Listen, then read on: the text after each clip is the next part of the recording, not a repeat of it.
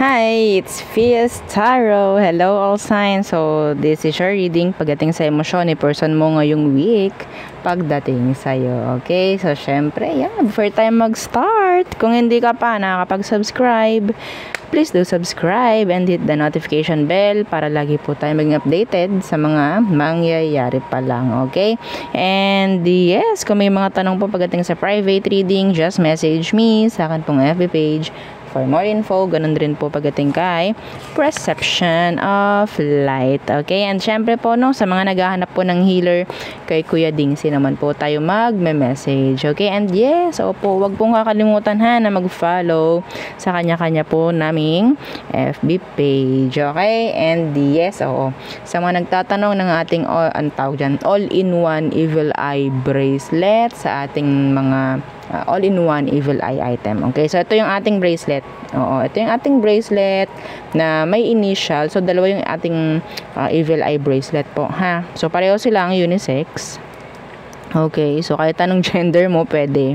Okay, ito is yung akin lang na design. Ito yung first pa sa first, kaya ganun. Okay, so nag-provide tayo ng isa pa.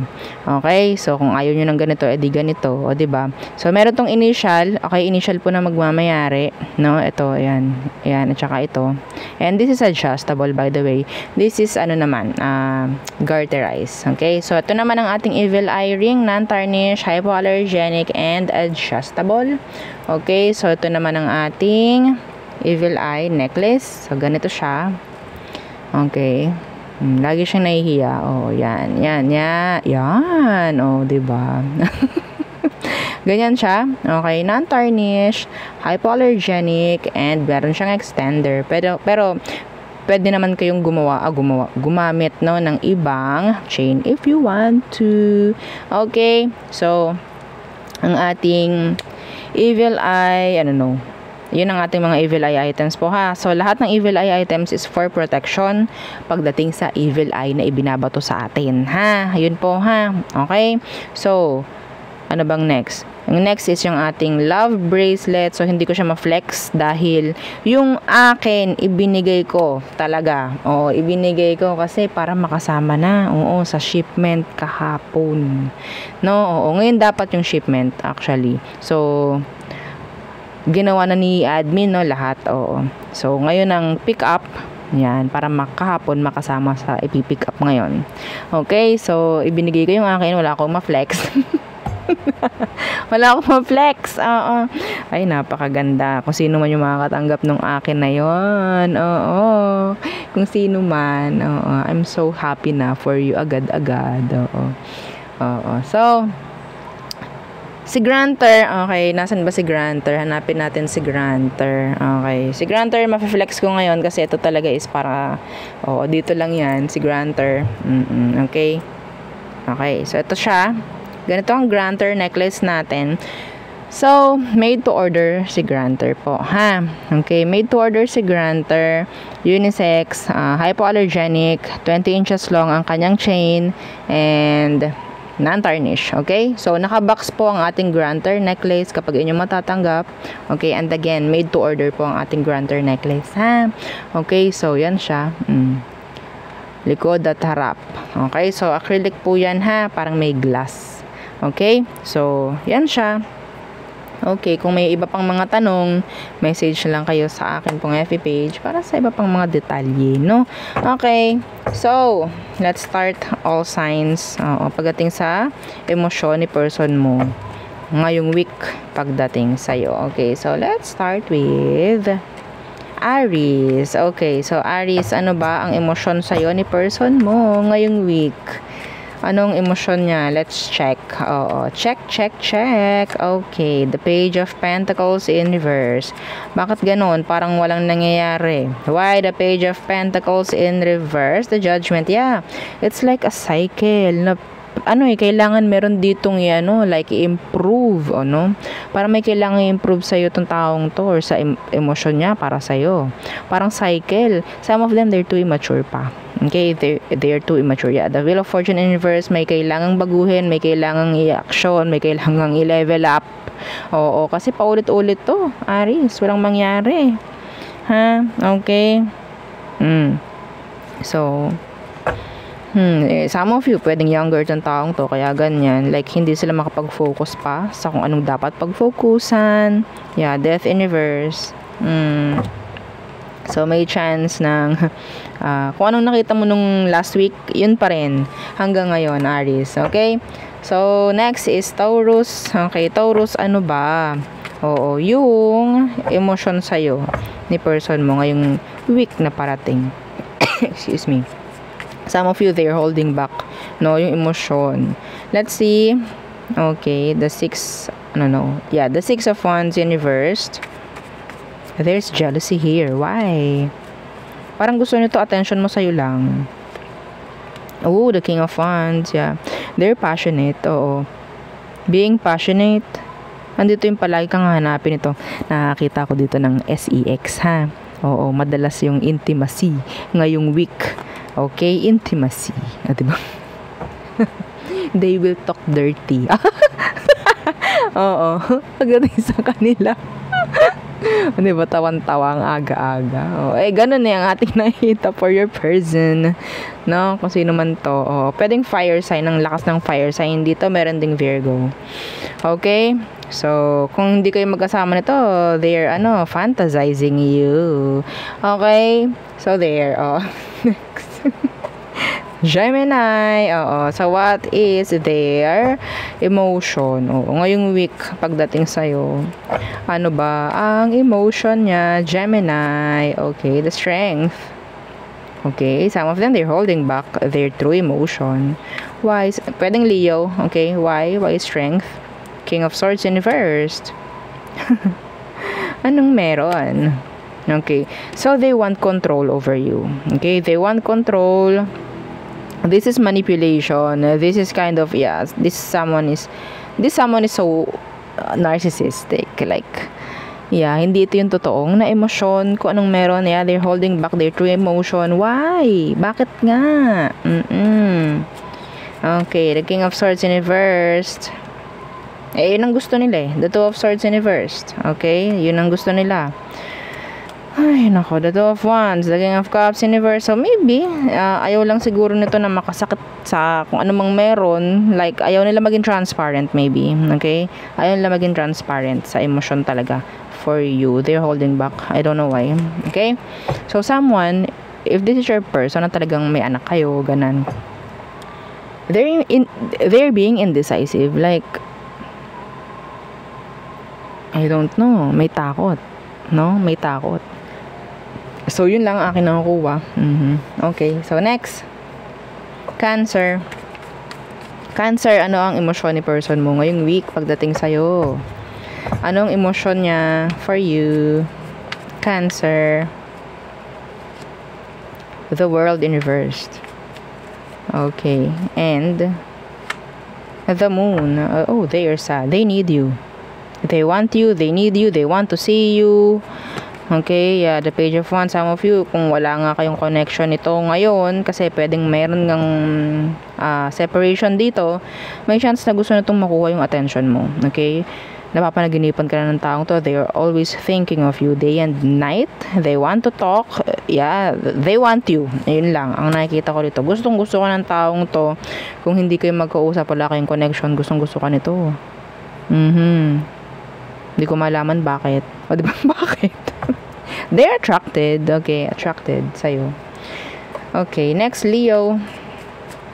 Anong emosyon sa'yo ni person mo by next week, Leo? Leo, anong emosyon niya for you? Okay, the Four of Cups. What? What? And the Four of Pentacles. So, may chance na parang napapabayaan ka nito or mapapabayaan ka next week. Okay, masyadong maraming gawain. See? Masyadong maraming gawain. Okay? So, I don't know kung kailangan mo intindihin tong taong to. Okay? Kasi ang nakukuha ko sa kanya, they're focus, no? Focus pagdating sa pamemera, sa stability nila, sa gawain nila, kung ano man. Okay? Pagdating sa'yo, medyo may pagkukulang na pwedeng mangyari. No? Magkukulang sa'yo itong taong to by next week. Kasi they are too busy. They are too busy, Leo. Okay? So, there. Next. Virgo. Emotion. Oo, emotion ng taong to by next week sa'yo. Virgo. Anong emosyon nila? Oops. Okay. Kunin natin to. And this one. Okay. So, the Page of Cups in reversed. Oh, they're contemplating. O, diba? Oo. May emosyon. Nakakuha ko dito, Virgo, na meron tong crush sa'yo. No? Someone younger. Okay? They're detached. Okay? Avoiding you. Dumidistansya sa'yo. Because they're being, shy. They're shy. Oo. Okay? Yeah, see the Page of Wands. This is someone younger. Yeah.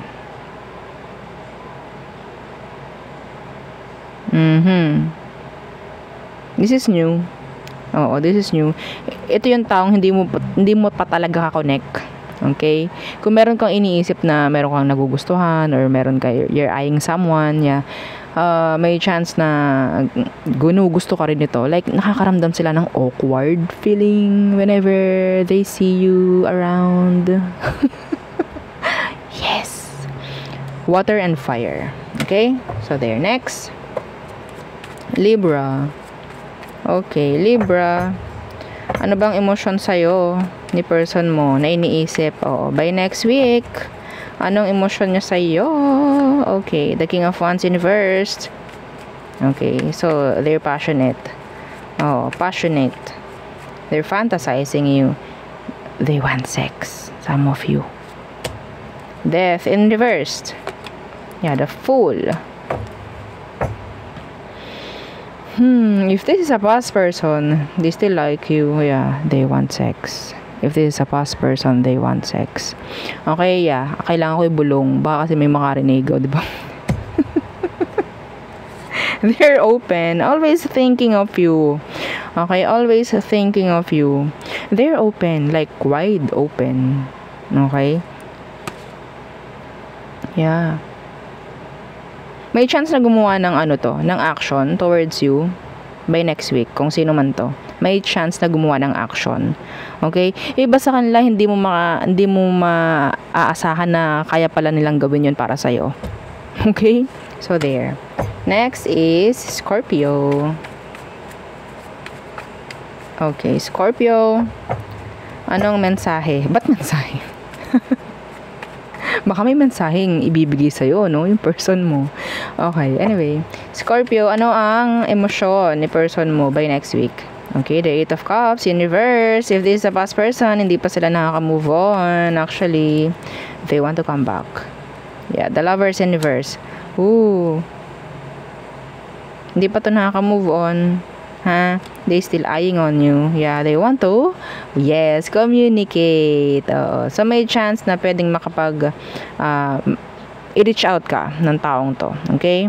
May chance na i-reach out ka kasi nahihirapan sila eh. Pagdating sa situation ninyo. Merong separation po ha. Okay? Ayaw ng taong to na makakuha ka ng attention from other people. Actually. Yes. Ayaw nito na makakaalis ka. Totally sa kanya, Scorpio. Okay, next. Sagittarius. Okay, so Sag, anong emosyon sa'yo ni person mo by next week? Emotion ni person mo by next week? Page of Cups. Yeah, someone will express their emotion by next week. Someone will. Temperance. Ooh, yes. The two of Pentacles. I think this person, nandyan yung emosyon nila for you, pero they're just like, they will test the water. Okay? Parang hindi sila magiging all in, all out. Parang hindi sila magiging like ipapakita sa'yo agad-agad, pero mararamdaman mo or siguro sa mga aksyon ng taong to. Okay? So, parang nandyan sila palagi for you. Okay? Trying to help you. Mga ganyan. Okay? So, yeah. Magiging Boy Scout, Girl Scout to. Pagdating sa'yo, lagi silang handa. Okay? Yes. Testing the waters. So, by next week. itatry niyan kung ano ba rin talaga ang emotion mo for them because they have emotion. Okay, so next. Grabe, gutom na ako. Di ba nag-share? Okay. Hang on, sandali lang po. Okay. So, Capricorn. Anong emosyon sa'yo ni person mo by next week? Let's see. What's their emotion? Oo. Pagdating sa'yo, Capricorn, anong emosyon ng taong to na iniisip mo? The Page of Cups in reverse. Ano to? Shy type? May emosyon pero hindi nila kayang i-express. No, bakit? Bakit? Page of Cups in reverse. The Eight of Swords in reverse. Okay, so the King of Wands. This person likes you. Andyan yung awkward. Okay, awkward. Every time they see you around, parang ganyan. Kapag nakikita ka, kapag naririnig ka nito, hindi nito malaman kung anong gagawin. Okay, awkward. They like you. Okay, they are attracted sa'yo. Okay, so talagang hindi lang nila pinapahalata. See, talagang hindi lang nila pinapahalata. The Star in reverse and the Ace of Wands. Yung parang wala lang, parang dinededma ka. This is new. Okay, this is a new person and someone younger. Hindi nila ipapahalata sa'yo kung anong meron sa kanya, kung anong emosyon niya para sa'yo. Pero ibubunyag natin, no? Oo. Kung sino man to. Gusto ka niyan, no? Emotion, oo, andyan din yung attraction. I'm sorry, oo, sa mga kung sino man, ang mga naghahagusto kay Capricorn. I'm sorry, binunyag kita. Yes, so next is okay, Aquarius. Oo, ano ba ang emosyon ni person mo pagdating sa'yo next week? Okay, ano ang kanyang emosyon, Aqua? Naririndi ako dun sa nalilito tuloy ako dun sa may yan, sa tugtugan sa kabilang bahay. Okay, King of Wands. Okay, so passionate, Aqua. They're passionate. Okay, the King of Wands and the Emperor in reverse. Oh, okay, some of you pwedeng same gender kayo, ha? Yeah, the Two of Cups. Okay, so the King of Wands, andyan yung passion, andyan yung attraction. Why the Emperor in reverse? Anong meron? Why? The Moon in reverse. Nahihiya itong ipaalam sa'yo. O, yan, no? Some of you, may chance na kakausapin ka niya, pero hindi nila ipapakita sa'yo na gusto ka nila. Okay? Like, hindi ko papakita sa'yo, no, na gusto kita. They will like being casual, parang ganyan. Casual lang, parang ganyan. The Emperor in reverse and the Moon in reverse. Yeah, open sila sa komunikasyon, pero yun totoo, kaya ka parang kinakausap kasi gusto ka nila, parang ganoon. Pero hindi nila ipapakita, ipaparamdam sa'yo kung ano ba yung mga dapat nilang gawin or dapat iparamdam. Okay? So, yeah. See, the Two of Swords. Well, some of you, they're mirroring you.